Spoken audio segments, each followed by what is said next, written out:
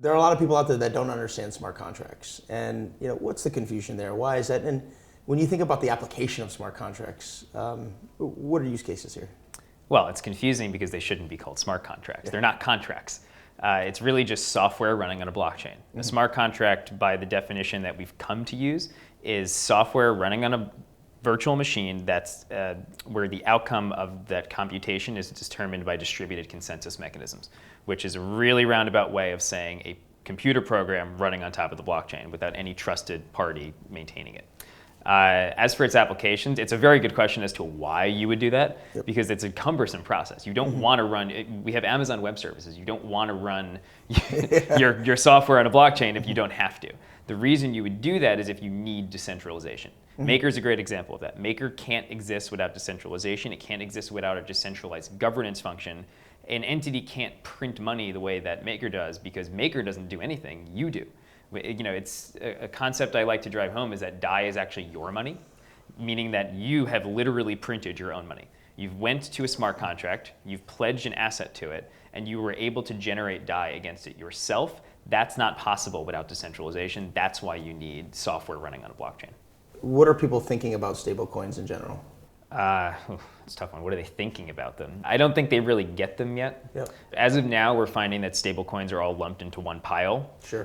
Where most like cryptocurrencies were in general mm-hmm. lumped into one pile. Yeah. Yeah. Where most stablecoins are just an extension of banking APIs. Sure. So if you look at something like Tether, that's just US dollars sitting in a bank account, and they are letting you access that via a token, mm-hmm. which I'll be surprised if the banks themselves don't just start tokenizing high yield savings accounts, because then you could pass a lot more interest on to the end user. The interest model of fiat-backed stablecoins is capped at LIBOR, because no high yield account can offer more than LIBOR, and no centralized issuer of a stablecoin can give 100% of their margin to a token holder. It's an intermediary of an intermediary, where we've actually removed both of those intermediaries. Mm-hmm. We're basically a central bank dealing with an end user, where we can, if we have this function in the new system called the DAI savings rate, mm-hmm. which is the thing I'm most excited about personally. This allows us to pass interest directly from people who have vaults, which are the people generating DAI, to people holding DAI.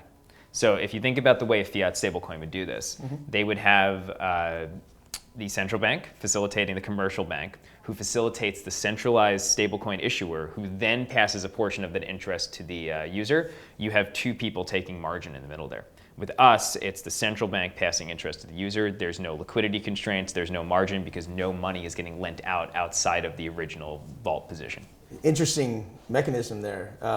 Middlemen has been something that I think the crypto blockchain community have looked to remove, but mm-hmm. Well, let me caveat that statement.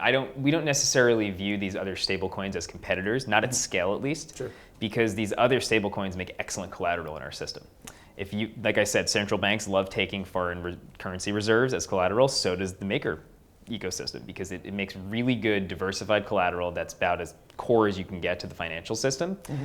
And basically the one that will be the best collateral is the one that passes the most interest on to the holder. The user in our system that finds this useful are market makers.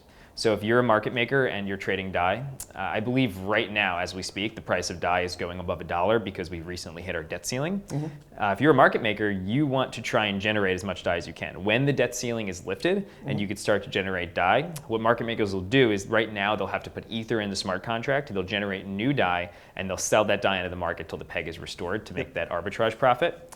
But the problem is that in doing so, they're taking a lot of positional risk with the Ether. They either have to already be comfortable holding the Ether or find a way to hedge out the price risk. Mm-hmm. If they had a stable coin that was mitigating a substantial portion of their own stability fee for generating the new DAI with interest from the bank, then their margins could get better and they could make the DAI peg even tighter. So there's a rates play in all of that, almost seems like. The whole ecosystem is based around incentives, but every incentive in our system is based around the idea that there's always more than $1 of collateral for every one DAI outstanding. Got it.